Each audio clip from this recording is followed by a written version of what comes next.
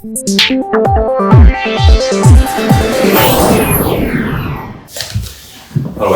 my name is Kieran. I'm the Head of Aviation Advisor for KPMG, and we're conducting one of our Leaders Report sessions today with the CEO of Lease Corporation, John Plueger, and I'd like to thank Airline Economics for arranging this and for working with us on it.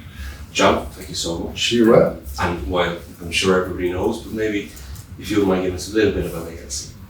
Sure. Well, ALC was founded and started by Steve Hawsey and myself in March of 2010 after we had left ILFC. We went public some 13 months after we were founded. So in April of 2011, we went public on the New York Stock Exchange, having bought our first airplane in May of 2010. Started ordering aircraft from the manufacturers, started building up our fleet, and so here we are all of a sudden now in 2023. We're investment grade rated. We've really been able to build a wonderful team, and our balance sheet just about $30 billion now, starting from nothing. That's incredible. It's been a really great ride, and we've really enjoyed every minute of it. We have a phenomenal team, and got just about 900 aircraft now on order, and both delivered and on order and under management in total. John, ALC is well known for a great relationship with its airlines. Yeah. I suppose, on your perspective, on how are they performing, and what does that performance mean across the major markets? Yeah. Well, it's been very interesting this year. Obviously, none of our airline customers predicted the rush of passenger travel that came out of after COVID. It just took everyone by surprise, and everyone was unprepared, including the airlines. But having said that, in this past year, it's been interesting because just in the last 4 or 5 months, a few of the low-cost and ultra-low-cost carriers in the U.S. and in Europe, for example, Spirit Airlines in Florida, Ryanair in the UK, etc., have started talking about some softening in passenger travel and therefore some discounting of fares. Yet at the same time, just here we are November 7th in Singapore, over the last few business days, we have had Southwest say that they're enjoying record bookings for the holiday season, and we've had Lufthansa in Germany saying that their fourth quarter is looking gangbusters. And I sense that what we're seeing is, if anything, a more return to seasonal fluctuations like we had pre-pandemic. But certainly, overall passenger demand is extremely strong. We're not seeing any of this reported softening by the low-cost carriers in Asia, for example. It remains very strong. And what's interesting is here you have a time when the low-cost carriers, which were the darlings of the growth in the last 10, 15 years in the airline industry, showing some softening, and some of them do. And you could expect that with high interest rates and inflation and discretionary dollars lessening. But at the same time, with the large carriers, the legacy carriers, the Deltas, Americans, United, I've just cited Lufthansa, Air France, KLM, the large scale airlines that are offering premium class, business, and even first class. I mean, Lufthansa, for example, has increased its first class sections in some of its aircrafts, and A380s and 777s. And no one thought 2 or 3 years ago that would ever really sort of happen again. So it's interesting that the premium traffic, whether that's premium economy or business, has really caught on with the large legacy carriers, and they are really, I think, truly enjoying the benefits of that in the revenue side and the profitability side. It's just an interesting reversal of what had been the case over the last 10 or 15 years. But I think, again, in summary, we don't see any firm indications of any significant softening in traffic. Yeah. And, there's a lot of talk about macroeconomic and geopolitical, right? But not necessarily as devastating as it has been in the past. Sure. So do you, from a macroeconomic perspective, do you think that will have some curtailment on growth, or is it this is a very limited sector? So well, I mean, look, time will tell. A month ago, we didn't have the conflict that's going on in the Middle East right now. a year and a half ago, we didn't have Russia and Ukraine. And of course, no secret, the U.S. relationship with China is extremely strained. So I can never remember a time in my career where these geopolitical issues are at the forefront, certainly in our boardroom, and I'm sure in the boardrooms of most companies that are global in nature. So we watch very closely. We all got hurt a little bit in Russia. Well, it was a big hit for us and for others, and of course we're claiming insurance and such. But who would have thought that Russia would have invaded Ukraine? There was almost no way of knowing, and certainly no one could have forecast the Hamas action in Israel. Yet these are the realities that we deal with, and so we are spending a lot more time thinking and planning more about these geopolitical events, and the interesting part, there's really no way to predict them. They just sort of happen. And I hope we don't have any other surprises in the next 1, 2, 3, 5, 10 years. History would probably say otherwise if you look at recent history. So it's a very careful thing to watch. And so far, again, the overall traffic is very strong still globally. We just had our third quarter earnings call less than 24 hours ago, and we quoted 20 to 30% overall strengthening of traffic even compared to last year. So far, hard to see. But a year from now, who knows? Excuse me. Maybe I might get your thoughts on the aircraft supply side. Yeah. Both in terms of new deliveries and the secondary market. Yeah. But also maybe what impact is that having on asset values? Yeah. Well, I would also say that I can't remember a time in my career, now almost 40 years, where I've seen such a strong demand and a quickly tightening supply. Look, the manufacturers being sold out for years ahead is a well-known reality now.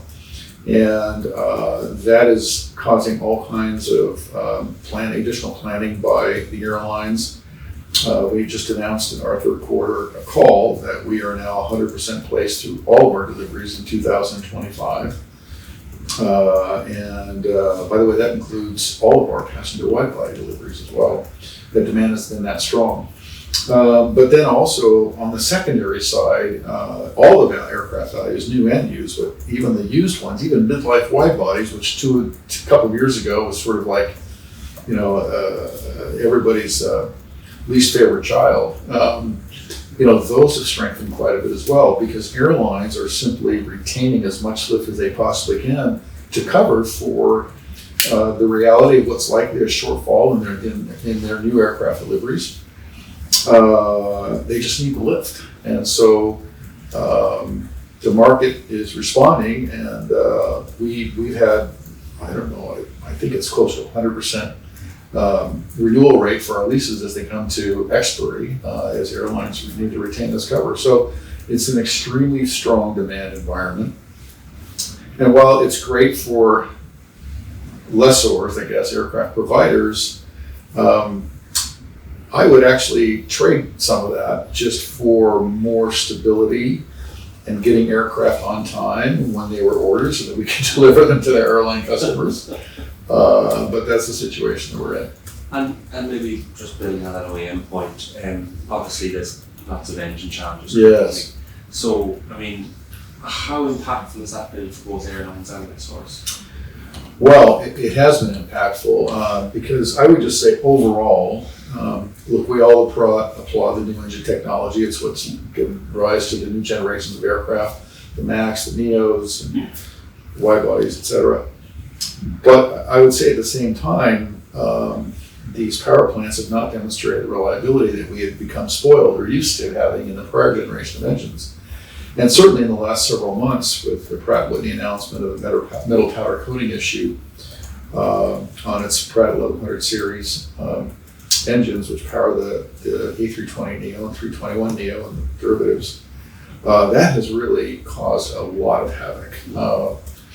So we've been working with our airline customers, very diligent to try and cover what they now know is going to be many more aircraft parked over the next 12 months than anyone ever thought. So we're doing the best we can to help there. But it's had a pretty profound effect because you can't get your engines into the shop. It takes forever. It takes forever to get out of the shop. The time in process in the shop has lengthened. There's just so many engines to crank through. So it has become a true challenge for the airlines who had thought that they were, in some cases, already short of aircraft, and now they're going to be even more short because certain aircraft have to be grounded, engines have to be sent in for these inspections. So I would say it's had a pretty significant impact over the last few months, and will continue for the next year and a half, 2 years. I do think Pratt will get through these issues, but listen, it's a tough thing to do, and they've been stepping up to the plate financially with us and our airline customers, but it's a lot. Yeah. And now, of course, the prospect of their needing to divert newly produced engines to support aircraft in the field versus going into production, I think is certainly having an impact on Airbus's production rate aspirations. Thank you. What's your assessment of the current, I suppose, the aviation debt market? And again, thinking in terms of your traditional, your capital markets, your traditional lenders, and the new alternative lenders that are entering the market. Sure. Well, look, I mean, obviously, interest rates have really climbed much faster than anyone ever thought. Having said that, the debt capital markets are still there. We're investment grade rated, so we still do the vast majority of our funding issuing bonds on Wall Street, but we did break some new markets. As a matter of fact, we issued the very first Sukuk bond ever done by lessor, and that issuance was surprisingly successful. Better than I ever thought it would be. We received a very welcome response there. We were well oversubscribed. So we have tapped that market. We also continue to tap, besides the bond market, not only our bank lines, but separate one-on-one bilateral arrangements with the banks, all with the obvious goal to minimize the level of funding costs that we have to endure. So I think, if you are investment grade, like in all other times, the money's available. What you have to pay for is a function of whether you're investment grade or not investment grade. But overall, the global debt capital markets remain open. They are robust. We still see. We don't see yet a real strong recovery in the ABS market, certainly in the States and North America. That is a tougher market to recover given these interest rates. But for pure debt funding, markets are there. You just have to be willing to pay what the market will give you.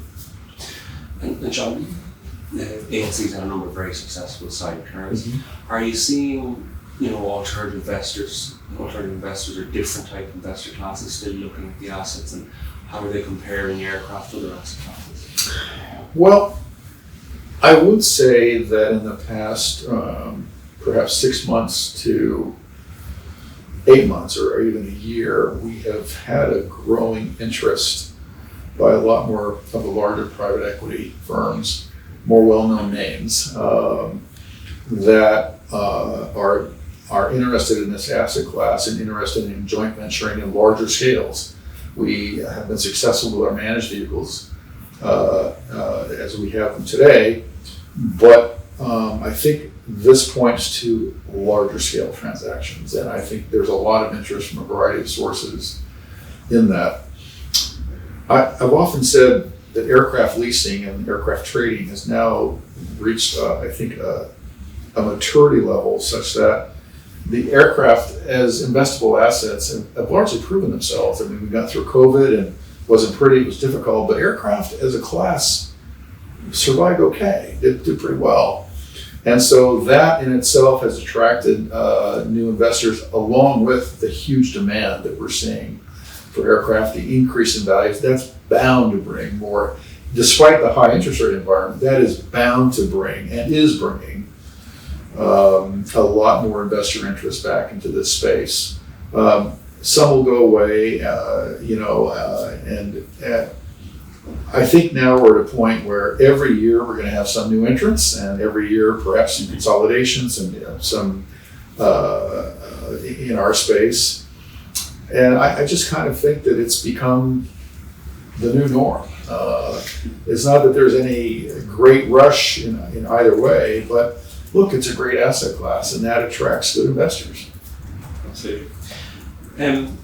Maybe just thinking about the kind of back lever to the airlines. So since the pandemic, we've seen a clear rise in the percentage of leased assets in their fleets. Do you think that will continue to medium term?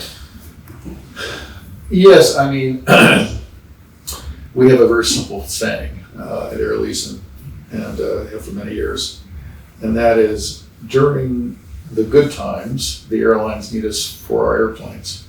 During the bad times, they need us for our balance sheets.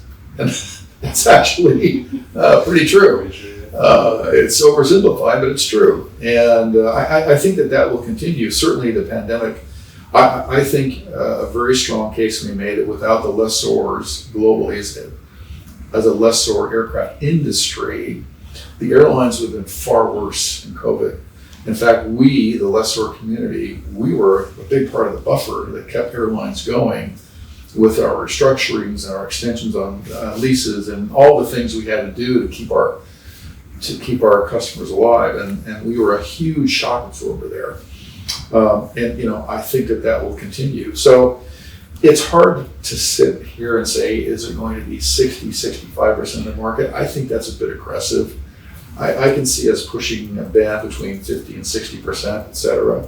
But today you have a lot of airlines that are now recovered from COVID, doing well, have paid off government loans, have paid off all of the emergency measures that have been there. Some airlines are very flush with cash, they want to buy their own equipment, et cetera. So leasing, I think, has, and now forever, has clearly demonstrated its role within the airline community, within finance for aircraft equipment.